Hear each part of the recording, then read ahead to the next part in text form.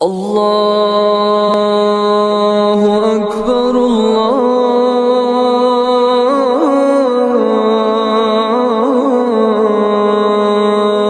اکبر۔ نماز کا فائدہ صرف آخرت میں ہوگا؟ نہیں، اللہ نے اس کا فائدہ دنیا میں بھی رکھا ہے۔ آج ذرا ایکسرسائز کو تھوڑا سا چیک کیجئے، جو سائنس اور پتہ نہیں کون کون لوگ جو ایجاد کر رہے ہیں، وہ سیم وہی ایکسرسائز آہستہ آہستہ آ رہی ہیں جو نماز پڑھنے کا طریقہ۔ اور اللہ کے رسول کے فرمان کتنا پیارا ہے، علیکم بقیام اللیل فإنہ دأب الصالحین قبلکم وہی قربۃ الی ربکم ومکفر للسیئات ومنہات للآثام ومطردۃ للداء عن الجسد۔ رات کی تہجد لازم پکڑو، یہ پہلے نیک لوگوں کا شیوا ہے، اس سے گناہ معاف ہوتے ہیں، بلکہ ایسی انسان کے اندر طاقت آتی ہے کہ گناہوں سے انسان بچ جاتا ہے۔ آگے لفظ کیا ہے؟ وَنَطْرَدَةٌ لِلدَّاءِ عَنِ الْجَسَدِ۔ اس سے انسان کی جسمانی بیماریوں کو اللہ دور فرما دیتے ہیں۔ اتفاق سے حدیث تو آئی ہے، ریاض کے اندر ایک ڈاکٹر ہیں خالد الجبیر، جو کہ ایک داعیہ بھی ہیں، داعیہ سے مراد وہ دعویٰ بھی کرتے ہیں۔ تو کہنے لگے کہ میرے پاس ایک عورت آئی اور کہنے لگی کہ جب سے مجھے شعور ملا ہے آج تک مجھے سکون سے نہ نیند آئی ہے نہ چین آیا ہے۔ اچھا پھر؟ میں نے کہا ایک کام کر لو، علاج بعد میں کروانا۔ جی کون سا کام؟ کہ 8 دن رات تہجد پڑھو اور سورۃ البقرہ پڑھو۔ حدیث میں آتا ہے اقرأوا سورۃ البقرہ فإن أخذها برکہ وترکها حسرہ۔ سورۃ البقرہ پڑھو، اس میں برکت ہی برکت ہے، اس کو چھوڑنا حسرت ہے۔ اس نے کہا واللہ صعب، سورۃ البقرہ اور تہجد میں بہت مشکل ہے۔ میں نے کہا یہ مشکل نہیں ہے کہ آپ کو پریشانی ہے؟ کہا یہ تو اس سے بڑی مشکل ہے۔ آخر مطمئن ہو کے وہ چلے گی۔ ٹھیک 8 دن کے بعد اس کی کال آئی، السلام علیکم یا دکتور، واللہ ما فرحت قبل ذلك، اللہ کی قسم میں نے تہجد پڑھی ہے، آج تک اتنی راحت مجھے نہیں ملی، میری زندگی گزر گئی جتنی اب راحت ملی ہے۔ ہم بسا اوقات سمجھتے ہیں کہ شاید پیناڈول میں زیادہ طاقت ہے، ہم یہ سمجھتے ہیں کہ ایمپی کلاکس جو ہے اس میں بہت بڑی پاور ہے۔ اس میں بھی اگر پاور ڈالتے ہیں تو کون ڈالتے ہیں؟ اللہ ڈالتے ہیں۔ اس میں بھی شفا کون ڈالتا ہے؟ یہ کھانی چاہیے، حرج کوئی نہیں ہے۔ موقف سنیے، مومن کا موقف کیا ہونا چاہیے؟ بینگ اے مسلم کیا کہنا چاہیے؟ علاج کرواؤ، تداووا ولا تتداووا بحرام، علاج کروانا سنت ہے، لیکن حرام چیز سے علاج نہ کرواؤ، کیونکہ ان اللہ لم یجعل شفاء امتی فیما حرم علیہم، اللہ تعالیٰ نے حرام چیز میں شفا نہیں رکھی، اللہ نے حرام چیز میں شفا نہیں رکھی۔ رسول اکرم صلی اللہ علیہ وسلم نے جو صحابہ کو بات سمجھا دی ہے اس سے بڑی کوئی حقیقت نہیں ہے۔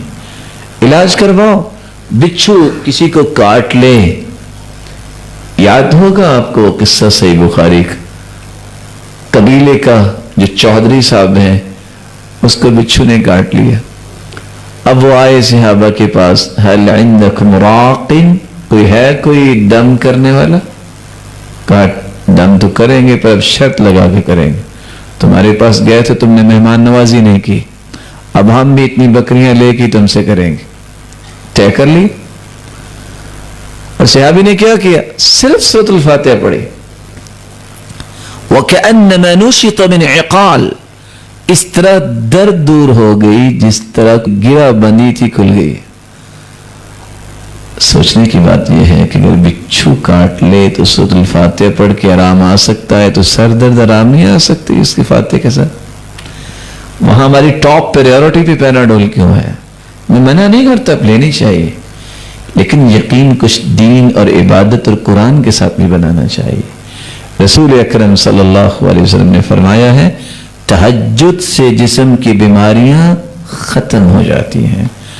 اتفاق سے ان کو تو شاید نہیں پتا ہوگا کہ یہ پاکستانی لوگ بھی میرا یہ لیکچر سنیں گے، وہ اپنے تجربات شیئر کر رہے تھے تو بتانے لگے کہ میرے پاس ایک عورت جاءت پاکستانی، ایک پاکستانی عورت آئی، فأجريت لها الفحوصات الطبية، میں نے جب اس کی رپورٹ لی تو آخری درجے پہ جو ہے یہ کینسر تھا، اللہ تعالیٰ سب کی حفاظت فرمائے۔ تو میں نے کہا چلو دیکھ لیتے ہیں، آج تو نہیں، میں ہفتے کو آپریٹ کروں گا، لیکن آپ کو 2 دن انتظار کرنا ہے، لیکن صورتحال یہ ہے کہ گنجائش نظر نہیں آ رہی، لیکن خیر آپ آ جانا۔ باپ نے جب یہ بات سنی اس نے حرام سے ٹکٹ لی، مکے پہنچ گیا، ریاض کی بات اور مکہ۔ ہفتے کو نام بولا، پیشنٹ ہے نہیں، انہوں نے سوچا شاید آئی قضا لے چلے شاید اللہ کے پاس چلی گئی۔ 8-10 دن کے بعد دوبارہ سے اسسٹنٹ نے فون کیا، یا دکتر جاءت پاکستانی ہے، ڈاکٹر صاحب وہ پاکستانی عورت آ گئی۔ میں نے کہا ہاں جاءت، اس کی تو حالت ہی یہ تھی۔ میں نے بلایا، فأجريت لها الفحوصات الطبية، میں نے دوبارہ اس کی جب سارے کے سارے رپورٹ لی، واللہ ما بها شيء، اللہ کی قسم کینسر نام کی چیز ہی نہیں تھی۔ میں نے پریشانی سے پوچھا یہ کیا کیا تم نے؟ کہا اس کے باپ نے جب آپ نے کہہ دیا کہ صورتحال یہ ہے، ہم نے آرام سے ٹکٹ لی، طواف کرتے تھے، زمزم پیتے تھے، حدیث سنی ہوئی ہے ماء زمزم لما شرب له، جس نیت سے زمزم پیا کرو اسی نیت کو اللہ تعالیٰ پورا کر دیتے ہیں۔ زمزم پیا ہے، اللہ تعالیٰ نے اس میں شفا ڈال دی۔ بعض اوقات ہم یہ سمجھتے ہیں کہ یہ ہمارے ہاتھ سے بنی ہوئی چیزوں میں زیادہ شفا ہے، یہ میرے لیے زیادہ مناسب ہے۔ رب کے فیصلوں سے بڑے تو فیصلے کسی کے پاس نہیں ہو سکتے۔ کیا ہم سمجھتے ہیں کہ روزے کا فائدہ صرف آخرت کے دن ہی ہوگا؟ اس تہجد کا فائدہ، روزے کا فائدہ آخرت کے دن ہی ہوگا؟ ہر شخص یہ چاہتا ہے کہ میری فیکٹری، میری شاپ، میرا ڈیرا، میرا آفس دنیا میں معروف ہو، لوگ کہیں کہ یہ کام سب سے اچھا کر رہے ہیں۔ اس کام کو حاصل کرنے کے لیے بھی تہجد کام دیتی ہے۔ آپ اگر کہیں کہ میری بات کی کوئی کاٹ نہ کرے، میری بات سب پسند کریں، میری بات جو ہے لوگوں کے دلوں میں اتر جائے، اور جب میں بات کروں تو کوئی اس کی مخالفت نہ کرے، یہ چیز حاصل کرنے کے لیے بھی تہجد کام دیتی ہے۔ اور قرآن مجید نے اس کے بارے میں وضاحت دی ہے، إن ناشئة الليل هي أشد وطئا وأقوم قيلا۔ إن ناشئة الليل، رات کی تاریکی میں اٹھ کے اللہ کے سامنے کھڑے ہو جانا، اشد وطئا ووطاءا، اس سے مضبوط دل والا کوئی انسان نہیں ہوتا جتنا تہجد گزار ہوتا۔ 1400 سال کی تاریخ اٹھا لیں، دشمن اور کافر کے سامنے پہاڑ کی شکل میں اگر کوئی کھڑا ہوا تو وہی شخص کھڑا ہوا ہے جو تہجد گزار رہا۔ وَأَقْوَمُ قِيلًا، اقوام اس میں تفضیل ہے، سپرلیٹو ڈگری، بات جس کی سب سے اوتھینٹک، ریلائبل، جس کی کوئی کاٹ نہ کر سکے، یہ وہی شخص ہے جو تہجد گزار ہے۔ یہ 2 انعام اللہ تعالیٰ نے قرآن مجید میں بیان کیے ہیں۔ دنیا بن رہی ہے اس عبادت سے، آخرت تو بنے گی